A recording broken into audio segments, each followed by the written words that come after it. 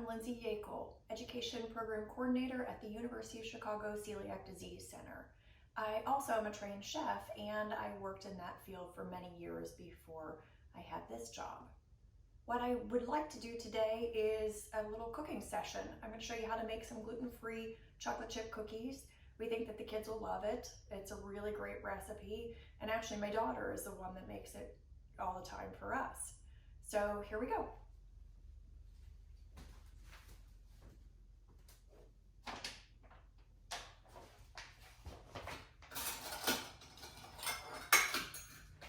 I'm going to start the recipe by putting in my dry ingredients. This recipe calls for 2 cups of all-purpose gluten-free flour. The one that I'm using, it includes xanthan gum, so we won't need to add anything to help get that kind of stretchy consistency that regular wheat-based flour has, because this has it right in it. That's what the xanthan gum does. A lot of recipes you see will call for xanthan gum if you're not using a mix of flour that already includes it.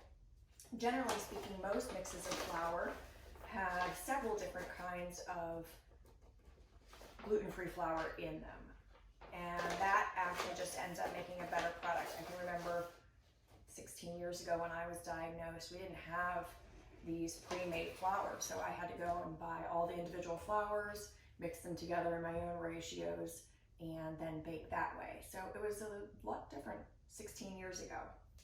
So there's my 2 cups of flour. And the next thing I need is a teaspoon of salt, and also, half teaspoon of salt and 1 teaspoon of baking soda.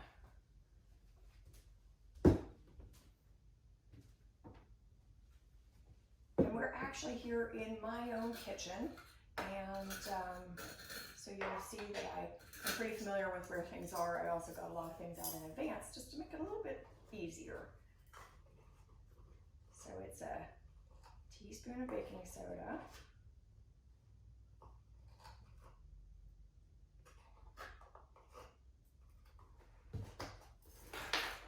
and half a teaspoon of salt,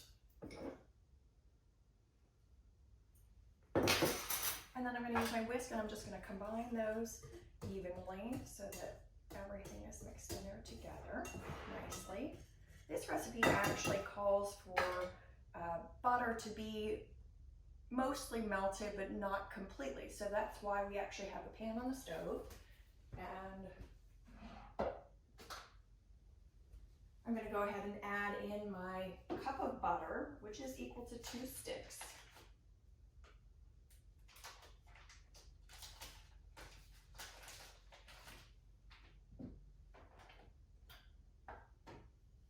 And we're going to get it mostly melted, and I'll show you once I get it there exactly what that looks like.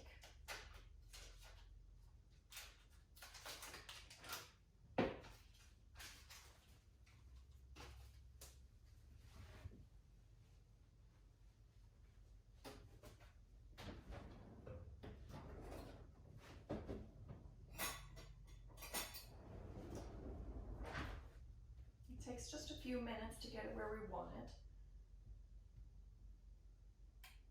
While we're waiting for that to melt, I'm going to go ahead and put a piece of parchment on my sheet pan so that it's all ready.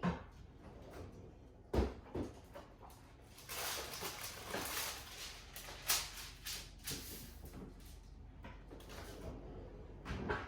we'll bring that over here so that we can get it all filled whenever our batter is ready.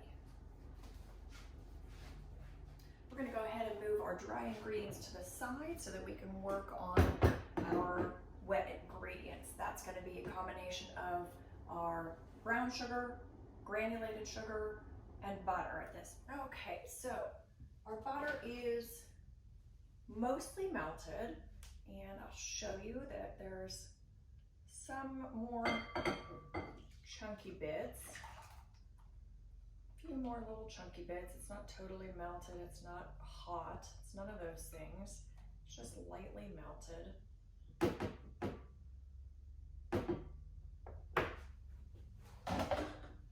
And into that I'm going to add the brown sugar and the granulated sugar.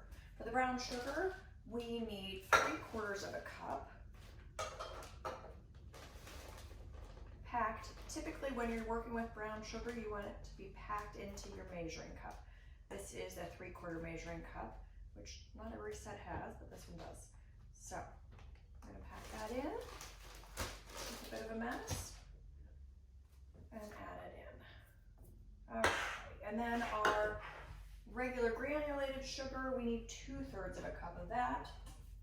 I do not have a 2/3 cup measuring cup, so I'm going to just do 2 1/3 measuring cups.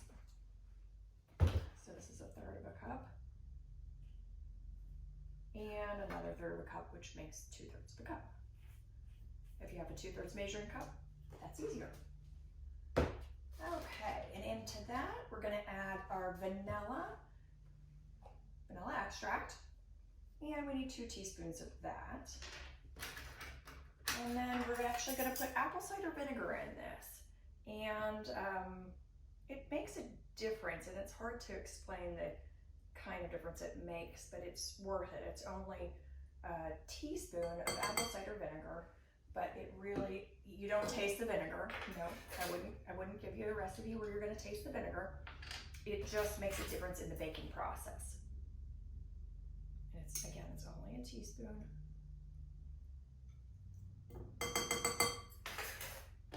Perfect. And then we're going to mix that together. And it should come together pretty quickly and easily.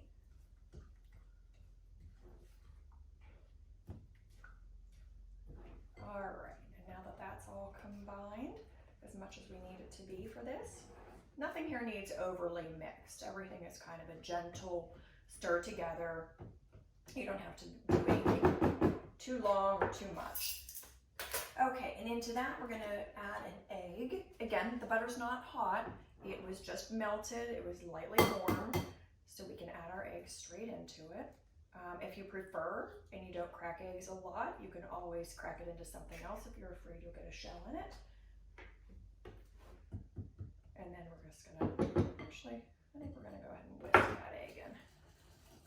Better, perfect. Okay, so we're just gonna mix that until it's combined. Again, nothing needs overly mixed, you just want it combined.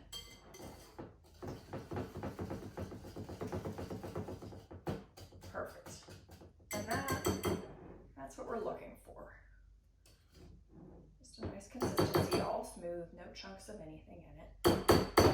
Okay, so into that, we are going to go ahead and mix our flour. And you can do it either way. You can mix the wet ingredients into the dry or the dry into the wet. For this, it doesn't make a difference.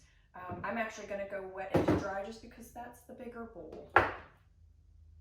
Again, it won't make any difference in this recipe.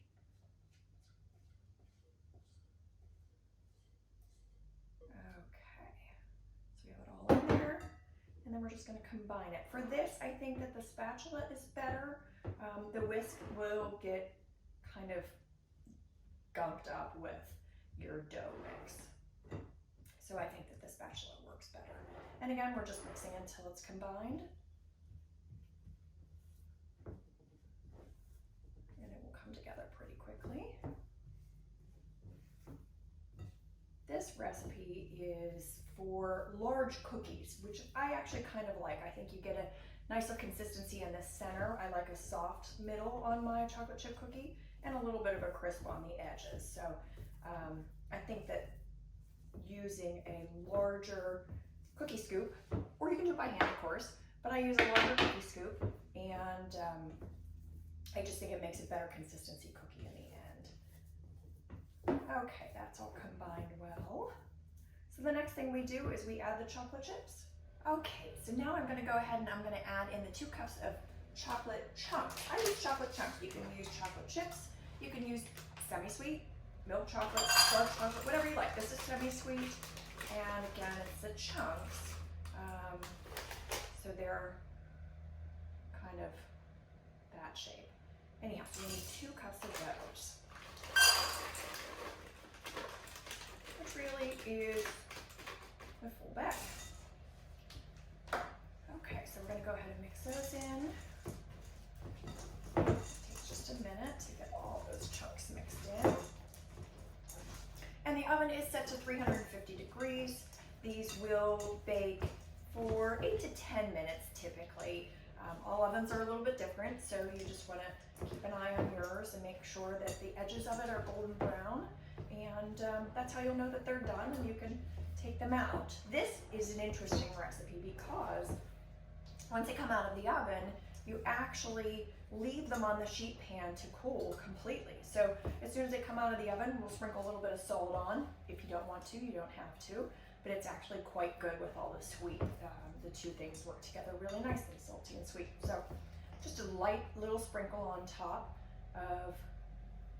of coarse sea salt is perfect.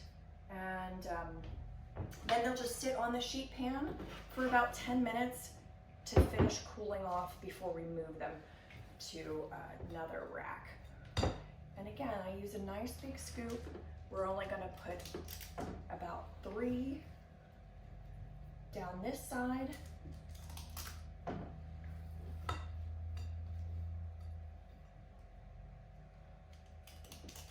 we go. And then we'll put 3 down the other side, and that's it. We'll only do 6 on each sheet pan because they do spread, and we do want them to have plenty of room. So we don't want them to be overcrowded and run into each other.